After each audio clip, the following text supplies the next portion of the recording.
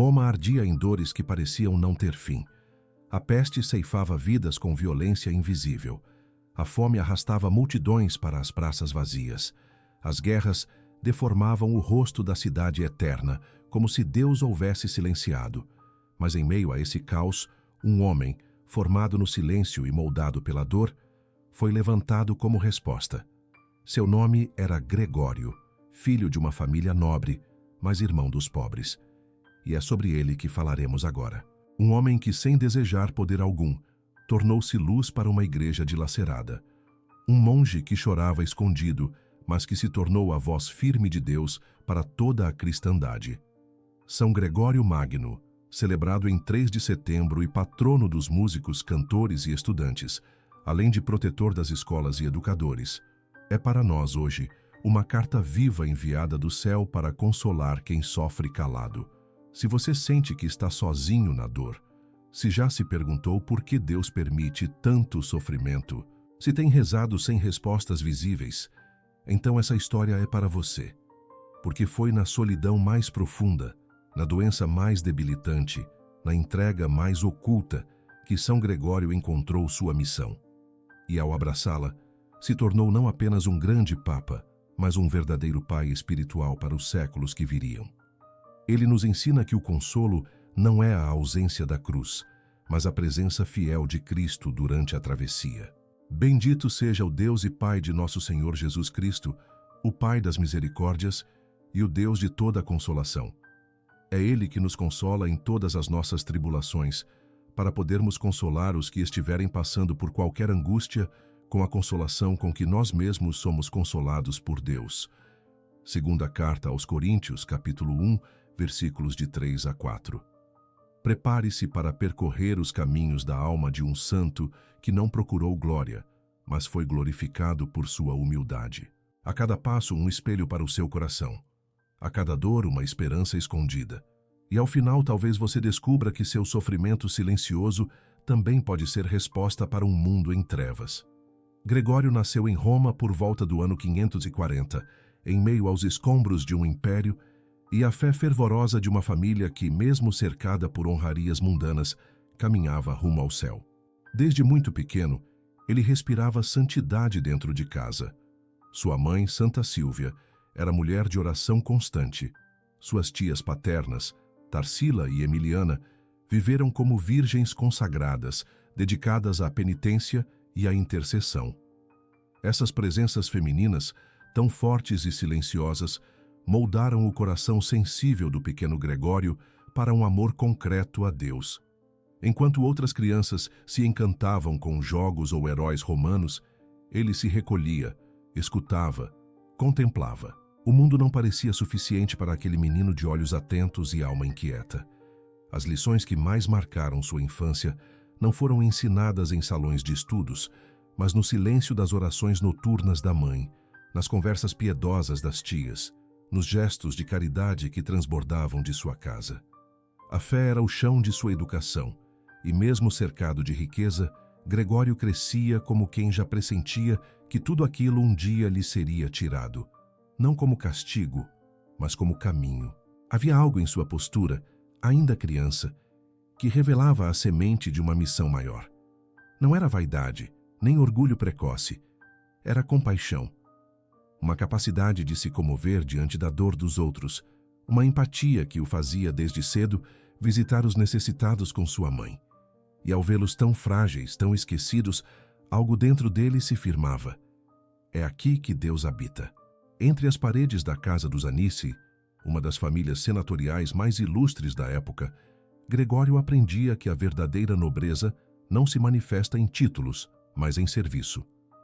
O brilho de sua linhagem não era suficiente para esconder o que Deus já acendia no íntimo de sua alma. Um amor pela verdade, uma sede de eternidade, uma disposição para a renúncia que viria com força nos anos futuros. A infância de Gregório não foi marcada por grandes milagres ou visões místicas, mas por algo ainda mais raro: a coerência de uma vida silenciosamente dedicada a Deus desde os primeiros passos. E assim, o menino crescia entre santos, sem saber que um dia seria chamado de Magnorides o Grande. não por sua inteligência brilhante ou por sua origem ilustre, mas porque permitiu que Deus o moldasse desde o berço, através da simplicidade, da escuta e da entrega. Um menino que, ao invés de se armar com espadas ou ambições, aprendeu a empunhar a oração como sua maior força. Um menino que já se preparava, sem perceber, para consolar os aflitos do mundo inteiro, com a autoridade de quem aprendeu primeiro a amar em silêncio. Gregório amadureceu em meio aos conflitos de uma Roma que perdia o esplendor imperial, mas mantinha viva a herança espiritual de seus mártires. Inteligente, aplicado e formado nas melhores escolas do tempo, não demorou para se destacar. Aos 30 anos, foi nomeado prefeito da cidade, o cargo civil mais alto da capital italiana. Seu nome circulava entre os senadores, sua palavra era respeitada, seus decretos elogiados. Mas quanto mais crescia aos olhos dos homens, mais sentia no peito um vazio impossível de calar. As cerimônias, as responsabilidades e os louvores públicos apenas ampliavam o eco de uma pergunta antiga. É só isso que a vida pode oferecer? O coração de Gregório já não se satisfazia com glórias políticas. Em meio às demandas do poder, ele mantinha o olhar voltado para o invisível, sentindo que seu lugar não estava nos palácios, mas nos altares. A lembrança das orações de sua mãe, a memória dos olhares sofredores dos pobres que havia conhecido desde menino e, sobretudo, a inquietação que nascia em sua alma cada vez que contemplava o Cristo crucificado. Tudo isso o impelia a algo mais profundo. Ele administrava uma cidade, mas era como se desejasse governar apenas a si mesmo, sob o jugo leve do Evangelho. Foi então que a providência interveio. A morte de seu pai, Gordiano, mergulhou a família no luto, e a Gregório ofereceu uma liberdade inesperada. Sem os laços que o prendiam ao mundo, ele tomou uma decisão radical. Vendeu suas propriedades, distribuiu seus bens aos pobres e transformou a casa do Monte Célio em um mosteiro dedicado a Santo André. Abandonou os trajes da autoridade, vestiu o hábito da humildade e mergulhou no silêncio. Não como fuga, mas como resposta. Não como perda, mas como início de um novo caminho. Aquela renúncia foi um terremoto silencioso no coração de Roma. O prefeito tornara-se monge. O homem de discursos tornara-se discípulo da escuta. Aquele que mandava agora se dobrava para obedecer. E nessa entrega total, Gregório começou a experimentar um consolo que o mundo jamais lhe oferecera. A paz que brota quando se vive para aquilo que o coração sempre buscou. Como está escrito, acheguem-se a Deus e Ele se achegará a vocês. Carta de Tiago, capítulo 4, versículo 8. Foi nesse movimento de retorno ao essencial que Gregório começou a se tornar, de fato, grande. Na colina do Monte Célio, Roma não ouvia mais as ordens do prefeito, mas os cânticos humildes de um monge em penitência. Gregório recolheu-se à clausura como quem retorna ao ventre para nascer de novo. Fundou ali um mosteiro dedicado a Santo André, construído com os últimos bens que ainda lhe restavam. Nada era para si. Tudo era para Deus. Seu quarto era uma cela austera, seu alimento era escasso e sua voz quase sempre guardada no silêncio. O homem que outrora fora rodeado de bajuladores agora convivia com o anonimato. Mas era nesse anonimato que Deus começava a fazer ecoar sua vontade com mais clareza. A vida monástica de Gregório foi profundamente marcada por uma disciplina espiritual severa e um desejo incansável de desaparecer para o mundo. Jejuava com frequência, orava dia e noite e realizava os serviços mais simples do mosteiro com o mesmo fervor com que antes havia administrado a cidade. Nada o distanciava dos demais monges, nem sua cultura, nem sua origem nobre, nem sua antiga autoridade. Era o primeiro a se ajoelhar e o último a se alimentar. Nele havia uma fome que nenhum alimento terreno podia saciar, fome de Deus, sede de eternidade. E foi ali, entre as paredes simples do claustro, que ele escreveu os primeiros comentários sobre as Escrituras e começou a vislumbrar os mistérios que mais tarde guiariam a igreja. O silêncio da clausura não era vazio, era prenhe de sentido. A cada manhã, Gregório se colocava diante de Deus como quem oferece os próprios escombros para que o Senhor edifique algo novo. Entre as vigílias e os jejuns, o Espírito Santo lhe sussurrava palavras de sabedoria que ele, mais tarde, traduziria em conselhos, cartas e homilias que atravessariam os séculos. Seu olhar se tornava cada vez mais compassivo, pois ali, no mosteiro, ele via o quanto a alma humana é frágil, necessitada de consolo e direção. Como escreveu o salmista, em paz me deito e logo adormeço, pois só tu, Senhor, me fazes viver em segurança. Salmo 4, versículo 8. Essa segurança não vinha da proteção dos muros, mas da presença constante de Deus em sua alma rendida. Foi na clausura que Gregório descobriu o verdadeiro poder, o de se deixar transformar. Seu nome começava a ser murmurado fora dos muros como o de um santo vivo, embora ele rejeitasse qualquer prestígio. Seus escritos já inspiravam conversões, suas penitências alcançavam graças, e sua vida escondida em Cristo começava a ser farol para um mundo que ainda não sabia que aquele monge silencioso seria um dia pastor universal da Igreja. Gregório pensava ter encontrado repouso definitivo em sua cela monástica, mas o céu tinha outros planos. O Papa Bento I, conhecendo sua sabedoria e virtude, escolheu-o como um dos 7 diáconos da Igreja de Roma. Não era uma promoção, mas uma convocação. Uma ruptura com o anonimato que tanto lhe confortava.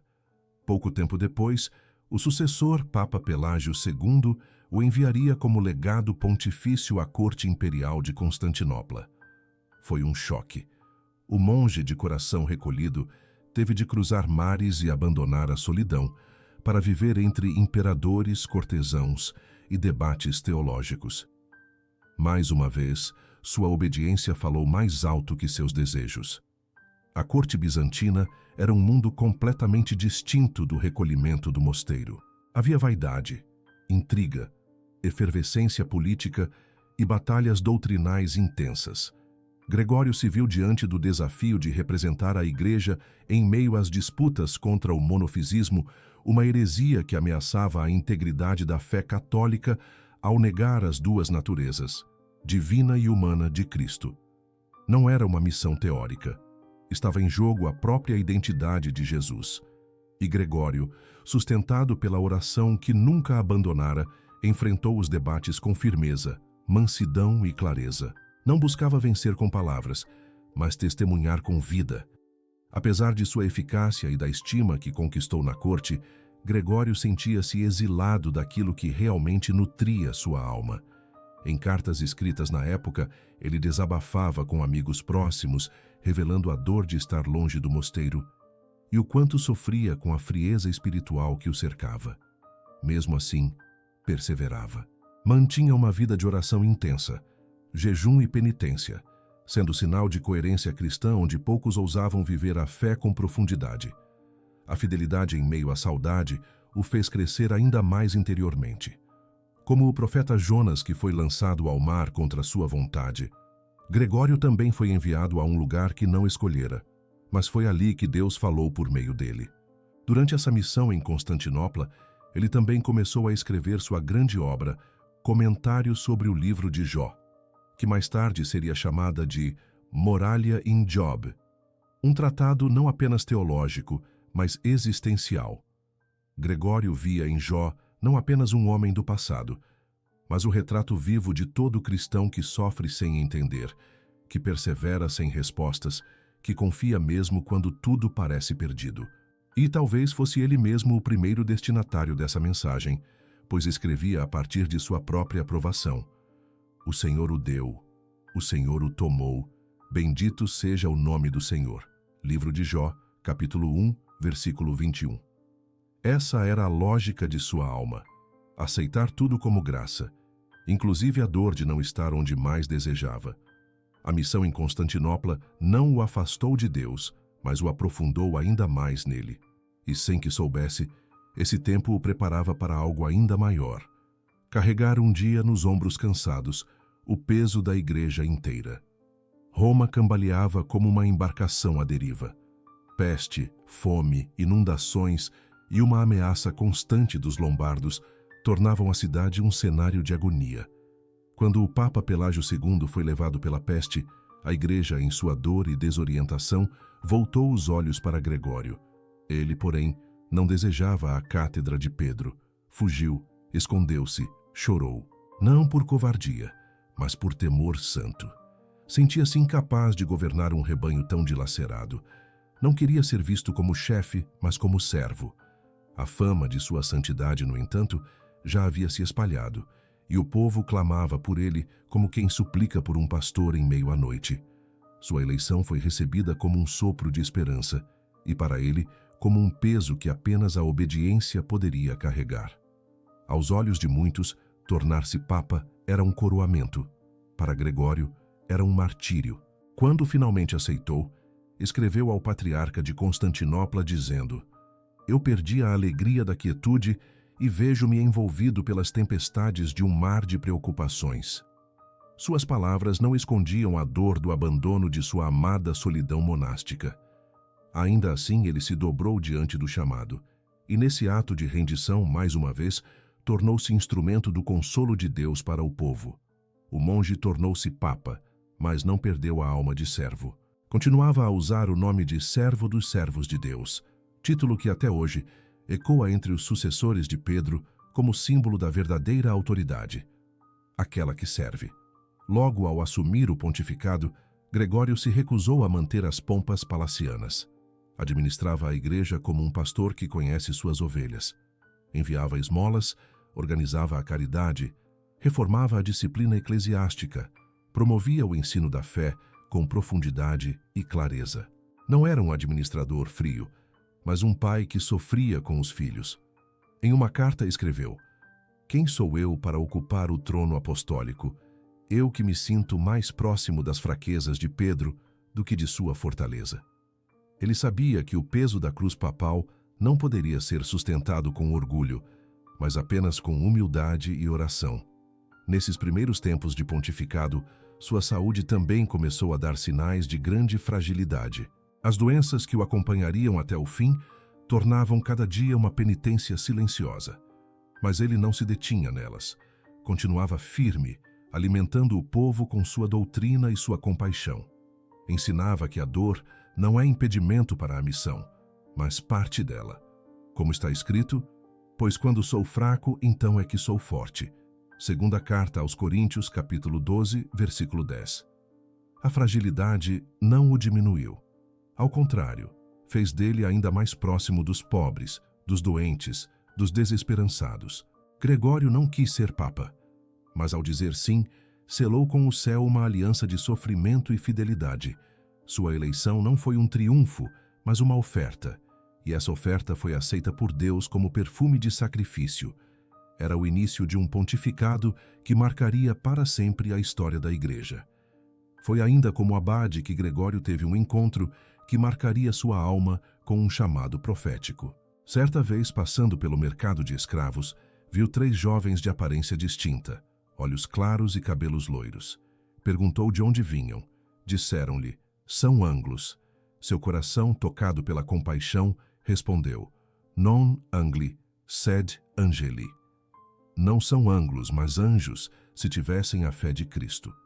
Naqueles rostos estrangeiros e aprisionados, Gregório enxergou não apenas a dor da escravidão, mas a ausência da luz do Evangelho.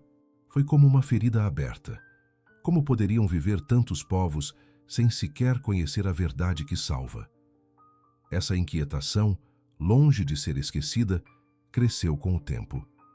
Já como Papa, Gregório não se limitou a administrar os problemas de Roma. Seu olhar era católico no sentido mais pleno, universal, e foi por isso que tomou uma decisão ousada: enviar missionários para evangelizar os anglo-saxões. Escolheu Agostinho, um de seus monges mais próximos, e mais 40 irmãos do mosteiro de Santo André, para atravessar os perigos e semear a palavra onde ela ainda era desconhecida. Não era uma missão simples. Enfrentariam o desconhecido, a rejeição, o frio e a insegurança. Mas Gregório o sustentava com cartas, orações e confiança firme. A evangelização da Inglaterra não foi apenas uma obra diplomática ou expansionista. Era, para Gregório, um ato de amor radical. Queria que aqueles anjos tivessem acesso ao céu. Ele mesmo teria ido se os romanos não o tivessem retido. Não era o trono de Pedro que lhe interessava, mas o resgate de almas. Enviou instruções detalhadas, adaptando a linguagem do Evangelho às culturas locais, respeitando costumes, estabelecendo pontes. Tinha a sabedoria de quem sabe que Deus não impõe, mas propõe. Como escreveu, a fé não se impõe pela força, mas se comunica pela persuasão humilde e pela misericórdia. Foi assim que Agostinho chegou a Cantuária, e ali lançou as sementes de uma nova cristandade. Gregório chorava por Roma, mas sonhava com o mundo. Não havia limites para sua compaixão missionária. Em tempos em que tudo parecia ruir, ele não se contentou em preservar o que restava. Queria alcançar os confins. Como disse o próprio Cristo, ide pelo mundo inteiro e anunciai o Evangelho a toda criatura. Evangelho de Marcos, capítulo 16, versículo 15. O Papa, que amava o silêncio, fez-se voz para os que nunca tinham ouvido. Sua alma ardia por aqueles que viviam nas trevas da ignorância. E mesmo de longe, acompanhava cada passo dos missionários com o zelo de um pai que ama mais a salvação do que a segurança. A missão aos ângulos foi um divisor de águas na história da Igreja e da Europa, mas para Gregório foi apenas o cumprimento de um dever de amor. Seu zelo apostólico não brotava de estratégias humanas, mas de um coração abrasado pela caridade divina. Ele nos recorda que ninguém está longe demais para ser alcançado, que mesmo os que hoje vivem como escravos da dúvida, do medo ou da solidão, podem ser vistos como anjos esperando ser despertados, e que todo cristão autêntico é, no fundo, um missionário, alguém que, tocado pela luz, não descansa enquanto ela não alcançar também os outros. Ao assumir o peso do pontificado, Gregório não buscou apenas restaurar estruturas administrativas ou resolver os conflitos externos. Seu olhar penetrava mais fundo, mais além. Via a necessidade urgente de curar o coração do clero e do povo. Para ele, uma igreja que não se purifica interiormente torna-se frágil, vulnerável e incapaz de consolar. Sua primeira reforma, portanto, foi espiritual. Com firmeza e ternura, passou a reordenar a vida dos pastores, exigindo deles aquilo que ele mesmo vivia: coerência, humildade e zelo pelas almas. Gregório compreendia que um sacerdote sem oração é como uma lâmpada sem óleo. Por isso, insistia na santidade dos ministros, na pureza de costumes e na fidelidade à missão de ensinar e conduzir com mansidão. Em suas homilias, ele falava com a autoridade de quem primeiro se examinava diante de Deus. Escreveu: o pastor deve ser puro em pensamento, exemplar em ação, discreto no silêncio, útil na palavra, próximo em compaixão, elevado em contemplação. Sua regra pastoral tornou-se espelho para os bispos de toda a cristandade, não como um manual técnico, mas como um roteiro de conversão. Era exigente, sim, mas profundamente compassivo, pois conhecia as fraquezas humanas, e é justamente por conhecer que não aceitava desculpas diante do chamado divino. Além da reforma do clero, Gregório empenhou-se em reanimar a catequese do povo. Enviava pregadores às regiões mais carentes, incentivava a leitura das Escrituras, organizava os tempos litúrgicos com pedagogia espiritual. Não desejava apenas corrigir erros, mas reacender a chama do amor por Cristo. Sabia que as heresias muitas vezes nascem do vazio catequético e que corações mal alimentados espiritualmente acabam buscando consolo onde não há. Por isso insistia que a pregação fosse simples, acessível, enraizada na palavra de Deus e no exemplo dos santos. A caridade também era para ele instrumento de evangelização. Não bastava falar de Deus, era preciso manifestá-lo em gestos concretos. Criou sistemas de distribuição de alimentos, cuidou dos órfãos, protegeu viúvas, defendeu os escravos. Em tempos de profunda escassez, abria os celeiros da igreja para os necessitados. Como disse o apóstolo, se um irmão ou uma irmã estiverem necessitados de roupa e passando fome, e alguém disser, ide em paz, aquecei-vos e saciai-vos, sem lhes dar o necessário para o corpo, que proveito há nisso? Carta de Tiago, capítulo 2, versículos de 15 a 16. Gregório vivia essa fé operante, uma fé que consola porque toca, alimenta, redime. Ele reformava a igreja, não apenas com decretos, mas com lágrimas. Sofria com os que caíam, se alegrava com os que se convertiam. Sabia que o maior escândalo não era o pecado em si, mas a indiferença diante dele. E por isso, gastava-se sem reservas na missão de formar pastores segundo o coração de Deus. Sua autoridade não vinha de sua posição, mas de sua coerência. Era um pai que corrigia sem humilhar, guiava sem dominar, servia sem esperar aplausos. A reforma interior promovida por Gregório não visava glória institucional, mas salvação das almas. Ele sabia que uma igreja ferida pode ser curada, mas uma igreja morna adoece a muitos. E por isso, como um sireneu escondido, carregava a cruz da renovação espiritual, mesmo doente, mesmo cansado, mesmo incompreendido. Pois sabia que só uma igreja curada em seu coração poderia, de fato, consolar os corações do mundo. Gregório governava a igreja com a alma abrasada por Deus, mas seu corpo se tornava, dia após dia, um campo de batalha. As doenças que o haviam acompanhado em sua juventude agora se intensificavam. Gota, febres contínuas, dores profundas e uma debilidade que o obrigava a passar longos períodos em repouso. Contudo, ele não permitia que a enfermidade o paralisasse. Escrevia cartas, ditava homilias, acompanhava os assuntos da igreja com uma lucidez que desafiava seu estado físico. Era como se cada dor se tornasse uma oferta silenciosa, cada febre uma chama de purificação. O trono de Pedro era para ele um altar onde se consumava em sacrifício. Longe de se queixar, Gregório via na doença uma pedagogia divina.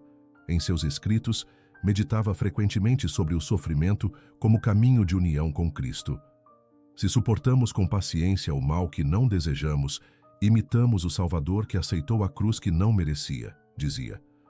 Seus gemidos não eram de revolta, mas de intercessão.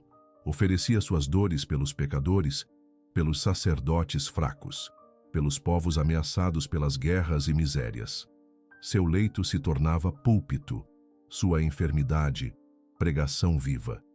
Como ensinava São Paulo, completo na minha carne o que falta às tribulações de Cristo, pelo seu corpo que é a Igreja. Carta aos Colossenses, capítulo 1, versículo 24. As limitações físicas não o impediram de ser um guia firme. Continuava atento às necessidades da Igreja e do povo. Dictava suas instruções com exatidão. Cuidava das nomeações episcopais. Tomava decisões difíceis com discernimento espiritual. Muitos que o visitavam, esperando encontrar um homem vencido pela dor, saíam impressionados com sua serenidade.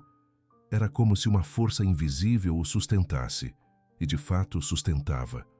O Espírito Santo era sua força, sua clareza, seu repouso.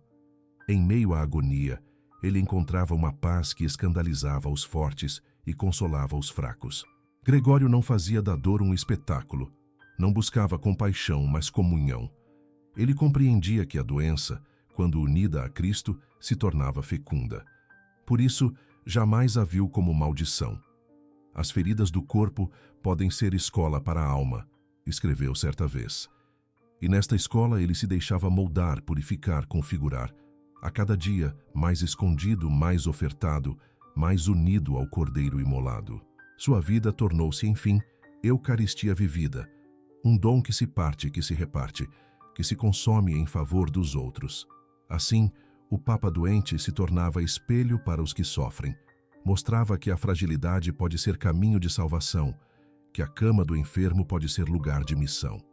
Ele ensinava com a própria carne que o consolo de Deus não retira a cruz, mas a transforma em lugar de encontro. E é por isso que sua vida, mesmo marcada por tantas dores, continua a consolar os que hoje também padecem calados, porque nele a fraqueza não venceu, foi transformada em força que permanece. Gregório sabia que, para curar a alma da igreja, não bastava corrigir costumes ou enviar missionários. Era preciso purificar o coração da oração. A liturgia, para ele, não era mero rito ou formalidade, mas o espaço sagrado onde o homem toca Deus e se deixa transformar por ele. Em tempos de peste, fome e angústia, A oração não podia ser vazia. Precisava ser alimento, precisava consolar. E foi por isso que o Papa Reformador voltou seu olhar para o altar, para os cânticos, para o modo como o povo se colocava diante do mistério. Não por vaidade estética, mas por compaixão pastoral. Ele reorganizou a liturgia romana com profundo discernimento espiritual, estruturando o que hoje conhecemos como rito gregoriano, a forma mais antiga da missa que chegaria até nossos dias. Com humildade e precisão, retirou repetições desnecessárias, acrescentou súplicas mais profundas, estabeleceu uma cadência mais contemplativa. Não fazia inovações por gosto pessoal, mas por um zelo pela clareza e pela piedade. O centro não era o rito em si, mas o Cristo que se oferece nele. Como escreveu, que a oração seja sempre expressão do interior e não mero som sem alma. Mas talvez o fruto mais sensível de sua reforma tenha sido o canto. Gregório reconhecia que a música podia ser caminho de elevação da alma ou distração do espírito. Por isso, dedicou-se a purificar os cânticos sagrados, selecionando melodias que favorecessem o recolhimento e a oração autêntica. Organizou o antifonário romano, preservando os salmos e composições mais antigas, e fundou uma escola para formar cantores, a Schola Cantorum, destinada a transmitir a arte do que viria a ser chamado canto gregoriano. Não era uma revolução sonora, mas uma reeducação espiritual. O canto deixava de ser ornamento e tornava-se súplica. Ouvia-se menos o artista e mais o espírito que clama em meio às lágrimas. Esses cânticos, compostos com simplicidade e elevação, passavam a fazer ecoar na liturgia o consolo que o povo tanto buscava. Em cada Kyrie, um clamor por misericórdia. Em cada Agnus Dei, o reconhecimento do Cordeiro que tira o pecado do mundo. A oração cantada se tornava bálsamo, respiro, ponte entre o céu e a terra. E como está escrito, cantai ao Senhor um cântico novo, cantai ao Senhor todas as terras. Salmo 96, versículo 1. Gregório nos ensinava que mesmo em meio à dor, o canto pode ser forma de resistência espiritual, de adoração que consola. Sua reforma não se limitou à técnica litúrgica. Era a expressão de uma alma que desejava ver o povo rezando com verdade, tocando a Deus com reverência e recebendo dele o consolo que nenhuma palavra humana pode oferecer. Ele sabia que a liturgia bem vivida cura feridas invisíveis, fortalece os que estão por um fio e reconstrói aos poucos a esperança que o sofrimento tende a esfarelar. Por isso, sua atenção à missa, aos tempos litúrgicos e à beleza simples da oração não era secundária, mas essencial. Gregório compreendia que, numa época de ruínas externas e internas, era preciso reconstruir a alma do povo pelo louvor. E assim o fez, não com gritos ou espetáculos, mas com a força silenciosa de quem sabia que Deus habita onde há verdade e adoração. Sua reforma litúrgica não é apenas herança musical, é um testamento espiritual que ainda hoje consola os que se ajoelham sem palavras, mas com o coração pronto para ouvir o som suave do Espírito. Nos últimos anos de sua vida, Gregório parecia carregar nos ombros não apenas o peso de Roma, mas a dor de toda a cristandade. Sua saúde, já frágil desde a juventude, se deteriorava em ritmo lento e cruel. A gota, que lhe causava dores lancinantes, somava-se a febres constantes, limitações físicas severas e uma fraqueza que o obrigava a permanecer dias inteiros deitado. Mas mesmo assim, continuava ditando cartas, orientando bispos, recebendo embaixadores e acompanhando atentamente os rumos da igreja. Como um sacerdote junto ao altar, oferecia-se sem reservas, até que nada restasse, senão Deus. E era tudo o que ele desejava. O fim não o surpreendeu como ladrão. Chegou como visita esperada, recebida com paz. No dia 12 de março do ano 604, Roma silenciou para contemplar o desenlace de uma vida gasta como lâmpada diante do Santíssimo. Gregório partia em paz, após 13 anos de pontificado, oferecendo ao céu sua última respiração, como quem devolve com gratidão o dom que recebeu.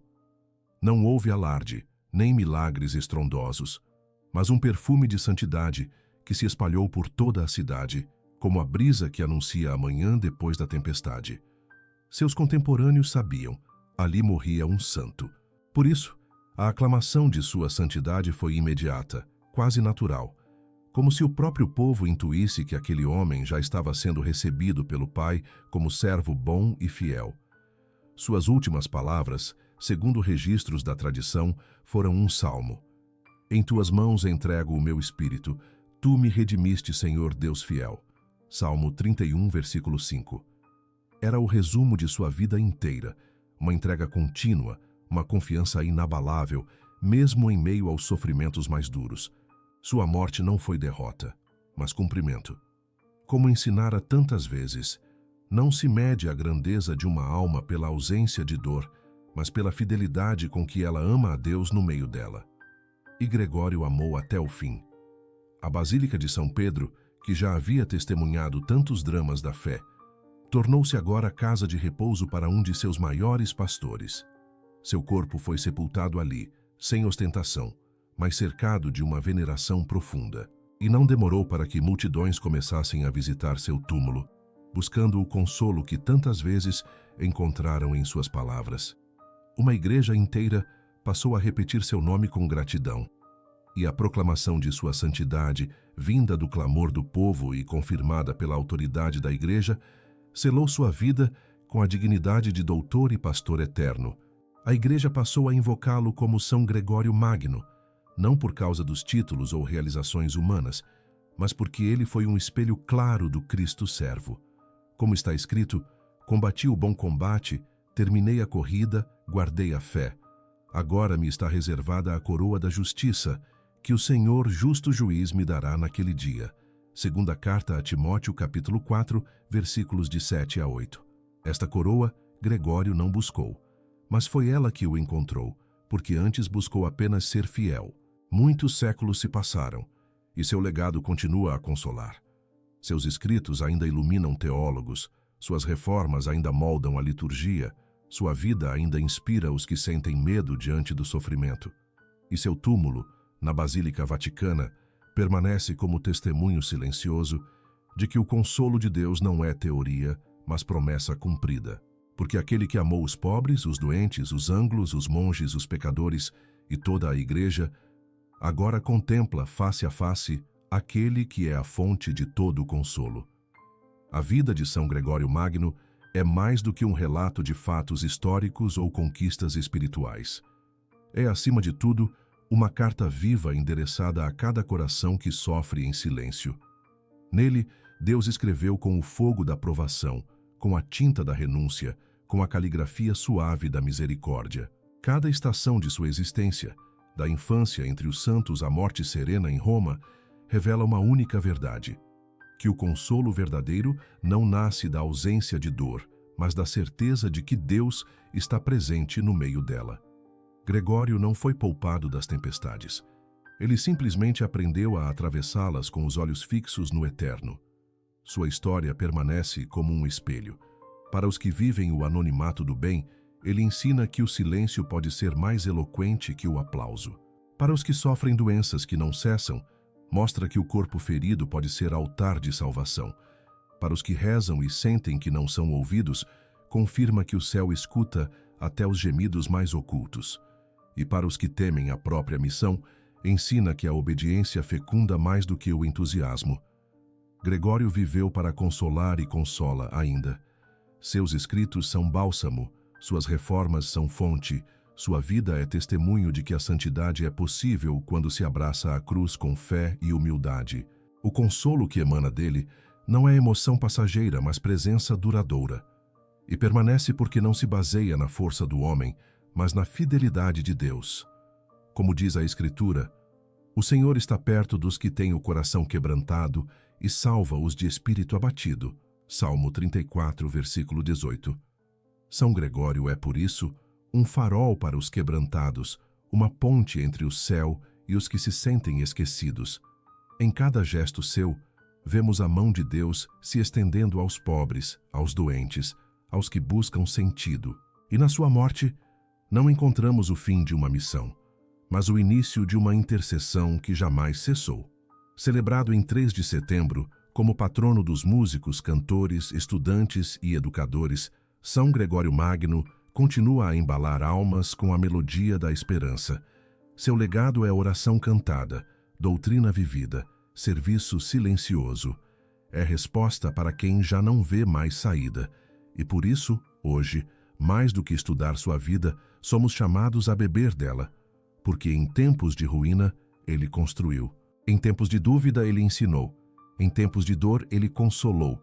E esse consolo permanece, porque foi selado com o sangue do sacrifício e a luz da ressurreição.